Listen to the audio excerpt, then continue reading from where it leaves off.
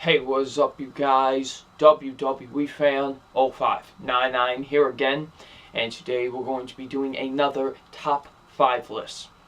And today's top 5 list is going to be my top 5 most disappointing movies of 2016. These were movies that I had some pretty good expectations going into them, was really excited to see them, but in the end they just weren't that great as I expected them to be, and they were huge disappointments.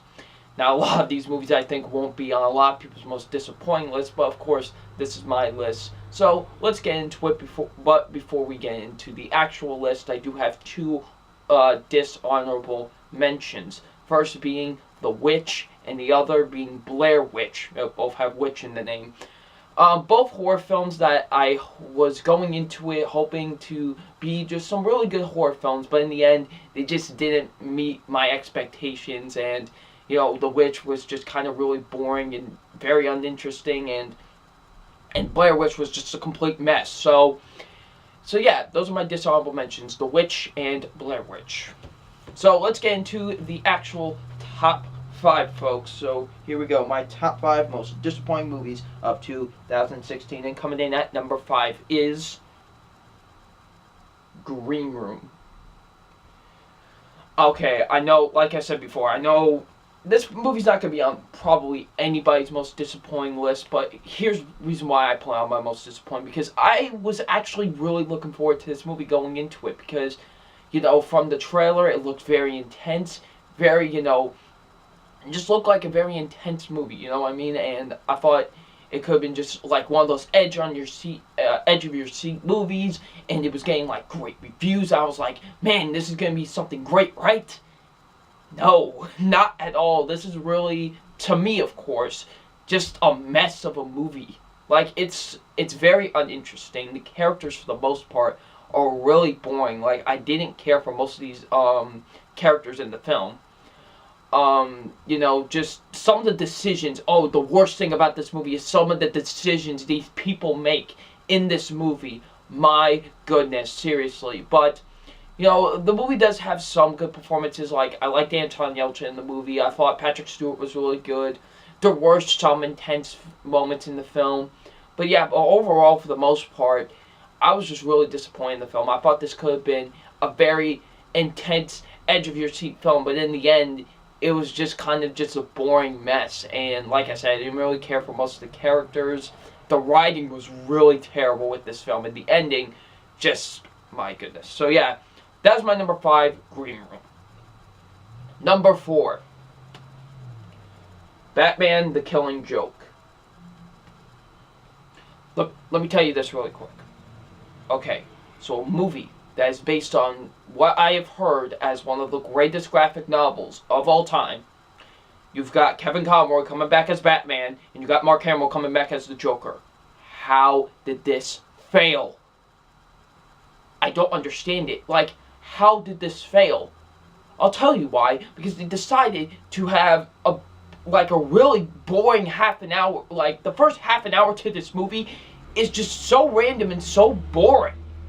And not only that, they focus mainly on Batgirl, and I just didn't care for Batgirl, really. Like, it more or less focuses on Batgirl, the movie. Now, I do, like I said in my review, I do get the reason why they had to do that, because there is a certain something that does happen in this movie, but at least make her interesting. Seriously, she was very disinteresting in this film.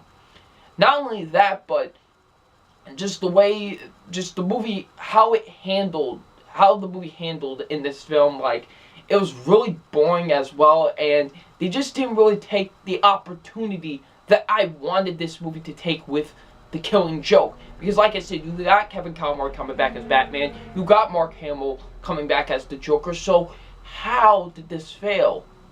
And plus, oh man, just like with Green Room, the ending to this movie just ends. Like, just so, out of nowhere, just ends. Like, it's so abrupt and just so, like, I'm still, like, I got more questions than answers. That's a perfect way to put it. I got more questions out of that ending than I did answers.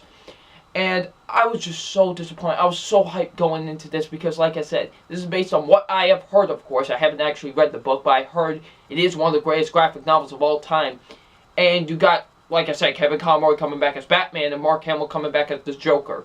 So, just, I really will not understand how this indeed failed.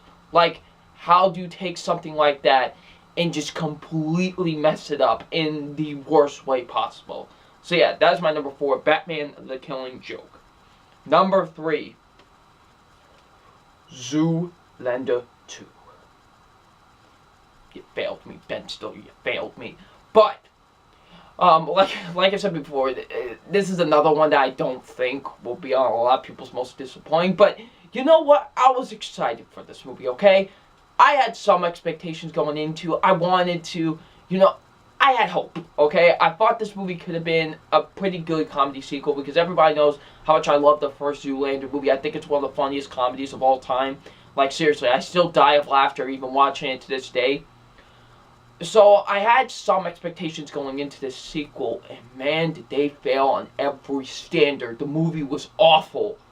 Like, seriously, the comedy did not work at all in this film. Everybody's a goofball. Like, everybody just makes a fool of themselves in this film.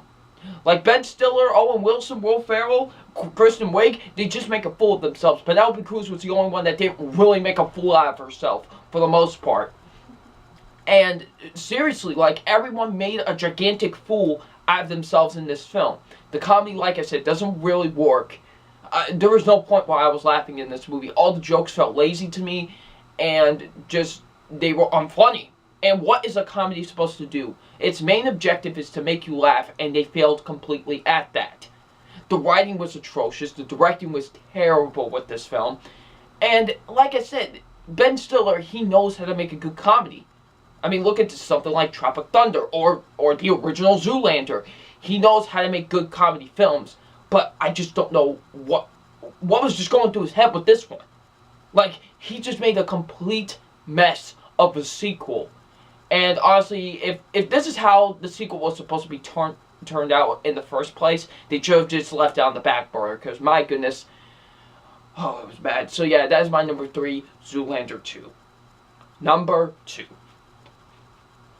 Xmen Apocalypse. Bryan Singer, why? Xmen Apocalypse.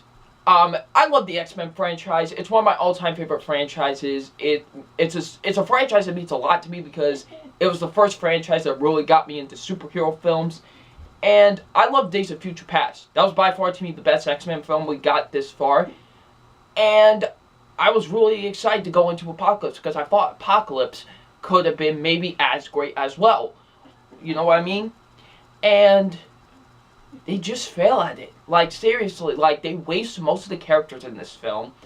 The storyline is really dull. The performances from some of the people in this movie, especially Jennifer Lawrence, who I was really disappointed with, just gives a phoned-in performances, like, just kind of just phones it in. The villain, man, the villain was really terrible as well. I wanted Apocalypse to be a really good villain. Sorry. Oscar Isaac is a really good actor. And I was hoping he could have done something great with Apocalypse, and he kind of just failed at it. And Apocalypse is just a really dull villain. So yeah, X-Men Apocalypse, like I say, it didn't just really work as a film, in my opinion. It could have been so much better than it was. And it just failed to me on every standpoint. So yeah, that's my number 2, X-Men Apocalypse. Well, almost every standpoint, I should say every. But, my number 1, okay, so my number 1 most disappointing film of 2016. What is it? Here it is, and it is Fantastic Beasts and Where to Find Them.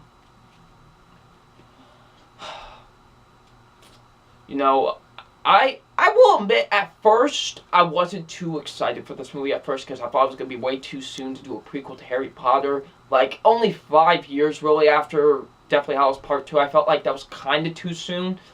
But then I saw the trailers for the movie. I was like, okay, this could actually be something really good. And I was really excited for the film. Then I saw the movie. Okay, first like 15 minutes, really good, really enjoyable. And then they just take a huge nosedive after that. Like, seriously, the movie becomes boring, uninteresting. The storyline was just whatever. The characters are really forgettable, to be honest. Like, I even forgot the characters' names after watching the movie because they were just that forgettable. You know? The action scenes were very underwhelming. Oh my goodness, the visual effects were awful. Like I said, I don't get how anybody's defending these visual effects. They look terrible. Like, seriously, they look like something out of a PlayStation 2 video game. I don't get how anybody was defending these visual effects. Like, seriously, my eyes were like melting looking at them because they were that terrible.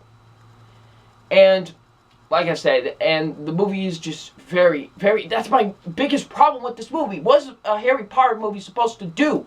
Supposed to interest you. And they don't do that.